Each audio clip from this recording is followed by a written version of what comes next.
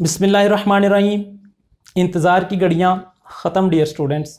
अब आपको जुमातुल मुबारक को होने वाली प्रमोशन स्कीम की अनाउंसमेंट के इंतज़ार की ज़रूरत नहीं है, क्योंकि इंटर बोर्ड चेयरमैन कमेटी और हुकूमत तलबा के लिए जिस प्रमोशन फार्मूले की अनाउंसमेंट जुमातुल मुबारक को करने जा रहे हैं वो हम आपको अभी बता देते हैं। ये जी आपकी खिदमत में पेश है।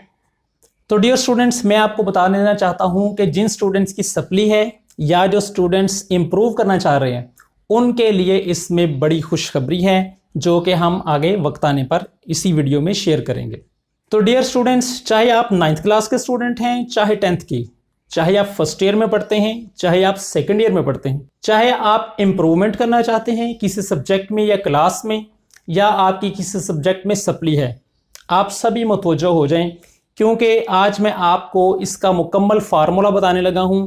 मैं सभी कैटेगरीज के लिए अलग अलग आपको एक्सप्लेन करूंगा, लिहाजा आपने इस वीडियो को कंप्लीटली देखना है ताकि आप अपने फ्यूचर मार्क्स अभी कैलकुलेट कर सकें। So be tuned with our channel physics Aasan and watch the video completely.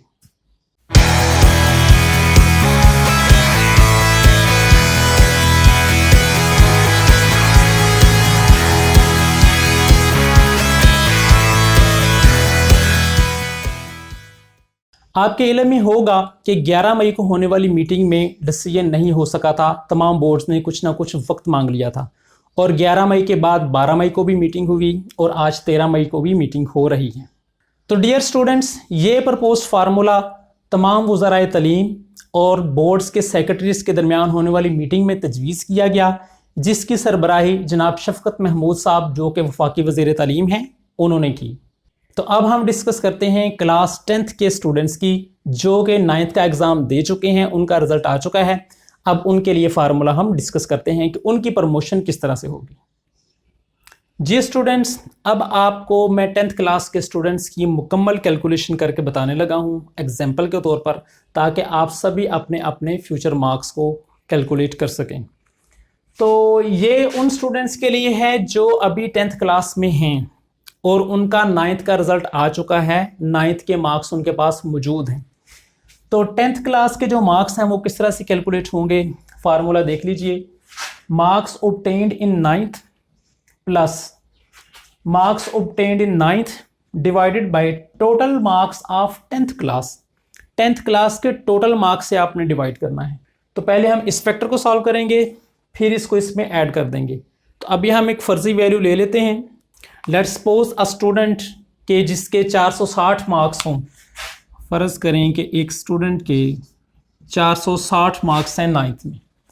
अब हम क्या करेंगे, उसमें प्लस करेंगे 460 divided by total marks of 10th। और 10th के जो टोटल मार्क्स हैं वो होते हैं 595 595 मल्टीप्लाइड बाय 10। इसको जब हम फर्दर सॉल्व करेंगे, ये है 460 और ये आ रहा है 7.7। इसको सॉल्व करें तो 7.7 आता है।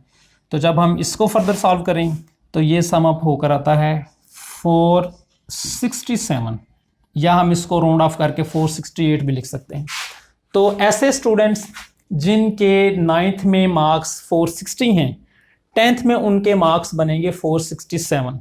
मार्क्स हैं उनको आपस में एड अप भी कर सकते हैं।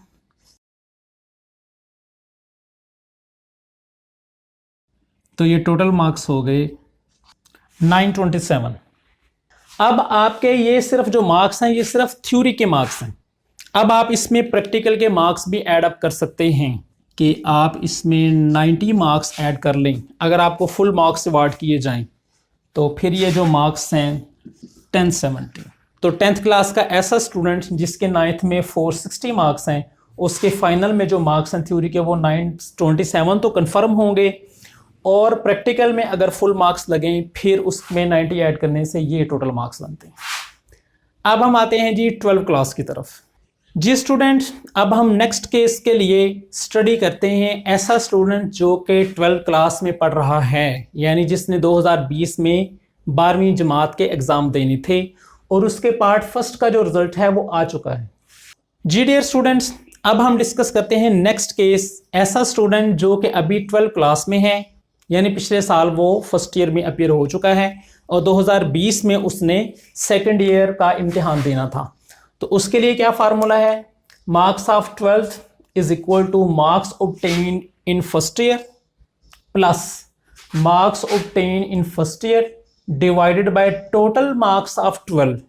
जिस क्लास का आप एग्ज़ाम दे रहे हैं, जिसके मार्क्स कैलकुलेट कर रहे हैं, बटे में उसके टोटल मार्क्स आएंगे। ये नोटिफिकेशन में थोड़ा सा एरर है, इसको आप करेक्ट कर लीजिएगा, ये मुझे पता चला था। Multiplier by 10। अब यहाँ पर एक बात ज़रा सोचने वाली है कि सेकंड ईयर में तो आ जाते हैं काफ़ी सारे कम्बिनेशन, लिहाजा आपको सेकंड ईयर के टोटल मार्क्स का इल्म होना चाहिए।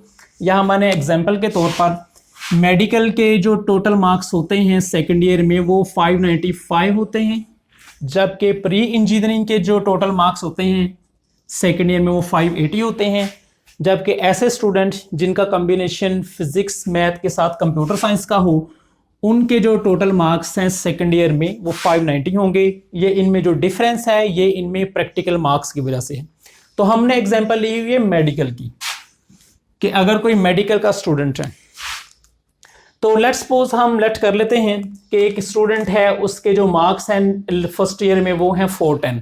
तो ये फार्मूला कैसे कैलकुलेट होगा, 410 plus 410 divided by 595 multiplied by 10।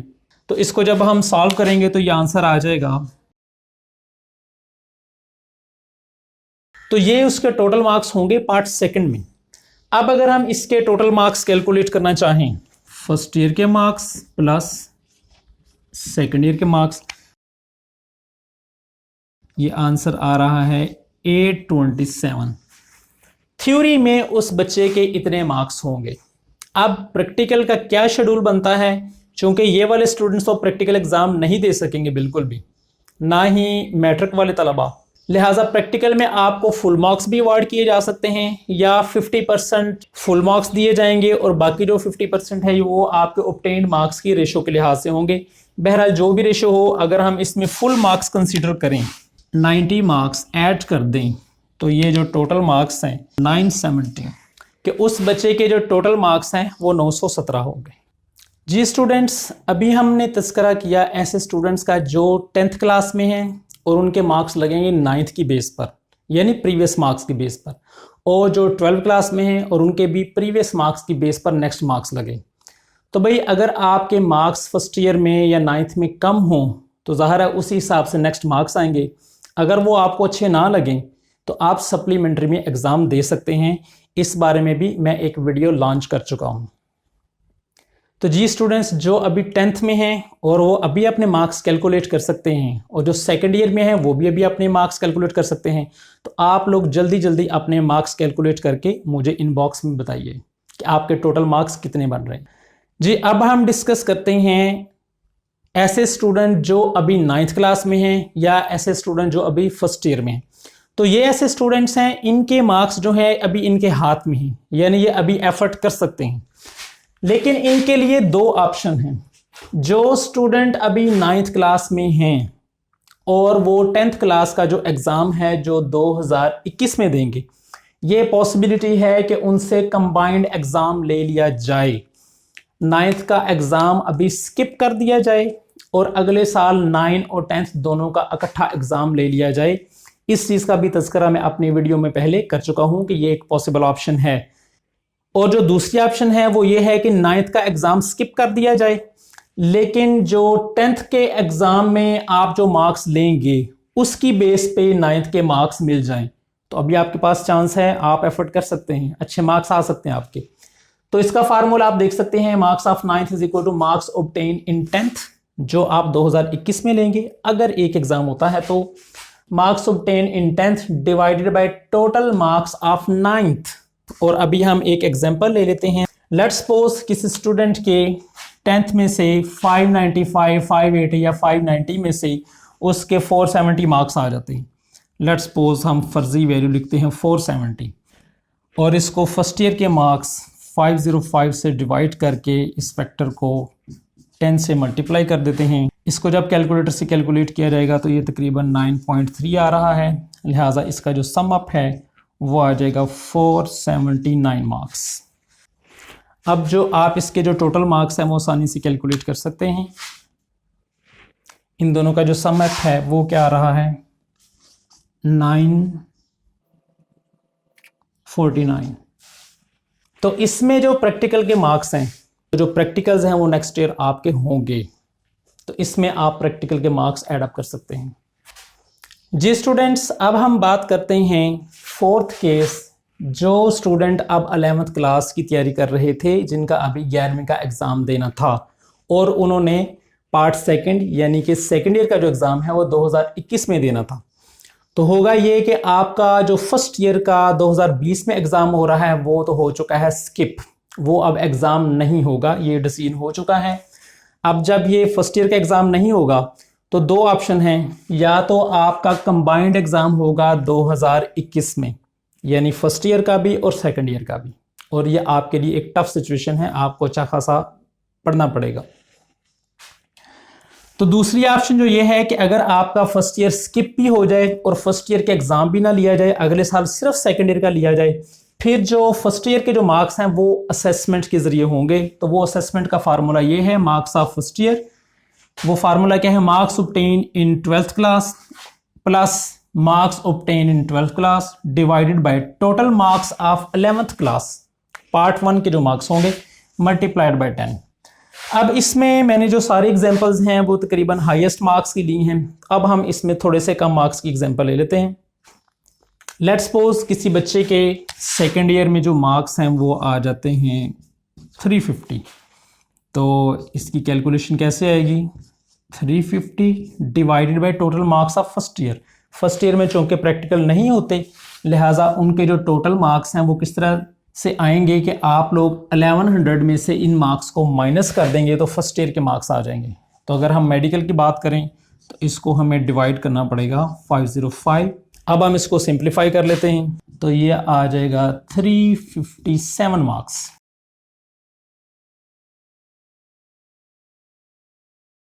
तो ये टोटल मार्क्स बन जाते हैं 707। चूँकि ये अगले साल एग्ज़ाम कंडक्ट होगा, लिहाजा चांसेस हैं कि अगले साल जो प्रैक्टिकल एग्जाम्स हैं वो कंडक्ट होंगे। जी स्टूडेंट्स, अब हम आते हैं ऐसे स्टूडेंट्स जो किसी एक सब्जेक्ट को, एक क्लास को या कंबाइंड किसी चीज़ को इम्प्रूव करना चाहते हैं। ये 9th के 10th पे भी हो सकते हैं और फर्स्ट ईयर सेकेंड ईयर के भी हो सकते हैं, सबके लिए सेम रूल है। और इसको बताने से पहले मैं आपको अपने चैनल का तारुफ करा दूँ। मेरे चैनल का नाम है फिज़िक्स आसान और मैं हूं प्रोफेसर अदनान साजिद। मेरे चैनल में मैट्रिक के स्टूडेंट्स के लिए फ़िज़िक्स के प्रैक्टिकल्स और एफएससी के स्टूडेंट्स के लिए फ़िज़िक्स के प्रैक्टिकल्स के साथ पार्ट 1 और पार्ट 2 के थ्योरी के लेक्चर्स भी मौजूद हैं। लिहाजा आप इसको सब्सक्राइब करके डबल फ़ायदा उठा सकते हैं कि आप हर वक्त एजुकेशनल सरगर्मियों से भी मतला रहें और साथ साथ फ़िज़िक्स की तैयारी भी कर सकते हैं। अब आते हैं जी इम्प्रूव्ड स्टूडेंट्स की तरफ। तो मैंने आपको बताया था कि इम्प्रूवमेंट करने वाले स्टूडेंट्स के लिए दूसरों की निस्बत एक खुशखबरी मौजूद है। वो खुशखबरी ये है कि इनके साथ जो मल्टीप्लिकेशन फैक्टर है वो 10 के बजाय 20 है। यहाँ पर आपने प्रीवियसली सबको देखा कि उसमें हम 10 से मल्टीप्लाई कर रहे हैं, तो यहाँ पर इसका जो मल्टीप्लिकेशन फैक्टर है वो 20 है। अब जी न्यू मार्क्स या इम्प्रूव्ड मार्क्स कैसे हासिल होंगे? जो आपने पिछले मार्क्स हासिल किए हुए हैं, मार्क्स ऑब्टेन्ड प्रीवियसली पूरे एग्जाम में, और marks obtained previously divided by total marks, और इसको हम 20 से मल्टीप्लाई करेंगे। मिसाल के तौर पर हम एफएससी की एग्जांपल लेते हैं कि लेट्स सपोज किसी स्टूडेंट के आए हैं 900 मार्क्स। अब उसका इंजीनियरिंग या मेडिकल में एडमिशन नहीं हो रहा और वो अपने मार्क्स को इम्प्रूव करना चाह रहे हैं, तो उसके लिए क्या मार्क्स बनेंगे, 900 plus 900 divided by total marks, हमें मालूम है 1100, और इसको हम मल्टीप्लाई किससे करेंगे, 20 से।